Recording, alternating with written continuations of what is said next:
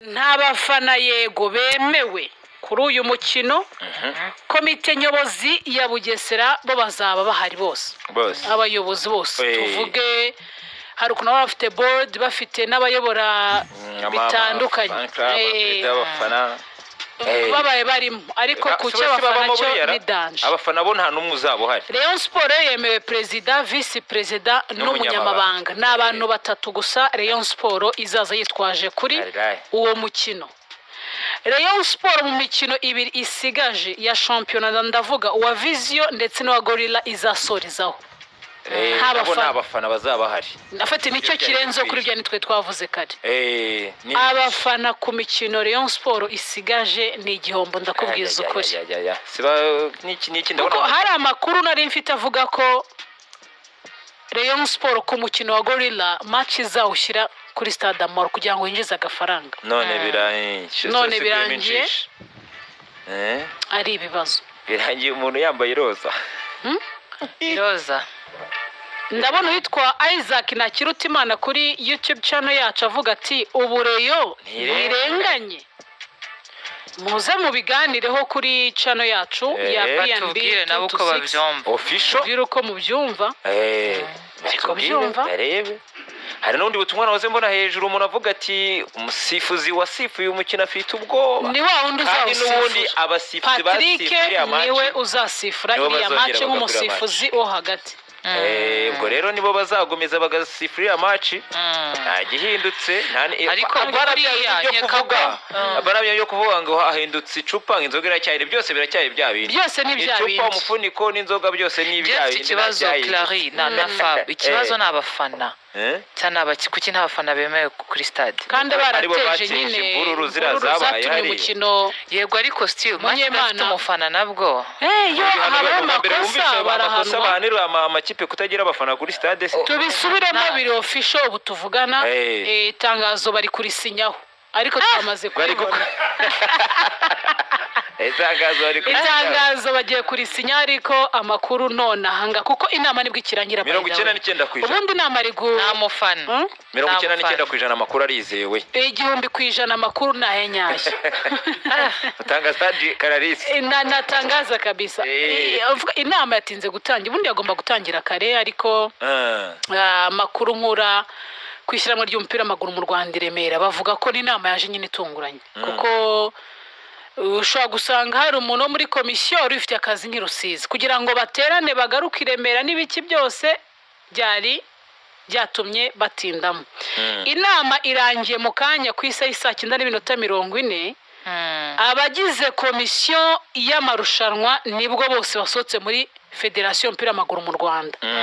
Ibivuye muri iyo nama, imyanzuro ivuye mu nama yahuzaga komisiyo y'amarushanwa n'abandi bayobozi ba Federation bemeje ko umukino uzasubukurwa hagakina iminota yari isigaye, nuvuga ngo match izatangira ku minota 57 yego.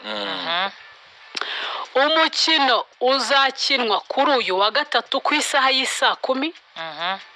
Nta bafana bemerewe kuri uyu mukino. Komite nyobozi ya Bugesera yose izabihari.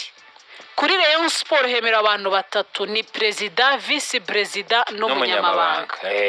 Ababyumve neza. Mu mikino ibiri Rayon Sport isigaje muri shampiyona y'u Rwanda no kuvuga umukino wa Vision na Gorilla izakina iyo mikino nta bafana bari muri stade.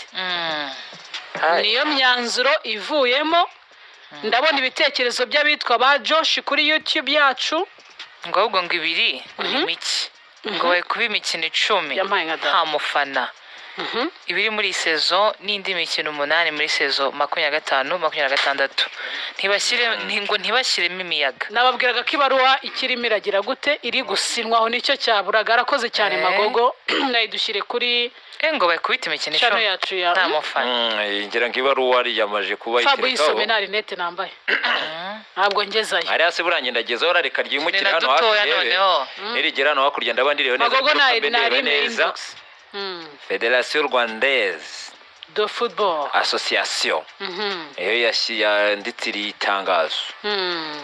Perezida w'ikipe ya Bugesera Football Club Bugesera ku byandida bisoma byose impamvu kubamenyesha ibijyanye n'umukino w'umunsi wa 28 wa Rwanda Premier League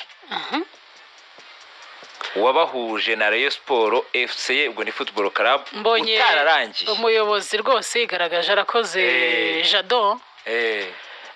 Perezida w'ikipe ya Bugesera FC, impamvu kubamenyesha ibijyanye n'umukino w'umunsi wa 28 wa Rwanda Premier League wahuje na Rayon Sport utararangiye. Yego. Bwana Perezida, nyuma yuko umukino w'umunsi wa 28 wa Rwanda Premier League wabahuje kuwa 18 Gicurasi 2025 uhagaze ku munota wa 57 kubera imvururu zabayeho. Nyuma y'inama yahuje komisiyo y'amarushanwa muri Ferwafa yateranye kuri uyu wa mbere tariki ya 29 Gicurasi 2025, twishimiye kubamenyesha ibi bikurikira. Icyambere, umukino wasubitswe uzasubukurwa tariki ya 21 Gicurasi 2025 isa 10 z'amanywa. Uzakomereza ku munota rugezeho, uzakinwa nta bafana bari muri stade uretse abayobozi bakurikira: komite yose na perezida w'icyubahiro w'ikipe. Muri uwo mukino hazifashishwa abakinnyi uko bari mu kibuga no ku rupapuro rw'umukino, aricyo bita feuille de match. Ukomereze ku bitego byari bigezweho, ubere kuri stade wabereyeho, ndetse n'abayobozi b'umukino ntibazahinduka. Mugira amahoro. Adolphe Karis Kamarade, umunyamabanga mukuru wa Ferwafa, niwe usinye ateraho na kashe. Bateo kashi, ubwo bagiye byo twavugaga nkuko bati bari kuyisinyaho. Bari kuyisinyaho amakuru yo twamaza. Ndabona ngaha ibitekerezo by'abantu ngo nkeyo bayigira impuhwe pe. Nubwo abantu batari bari kubireba neza. Ngiryo rero itangazo abantu bari bategereje imyanzuro uko bari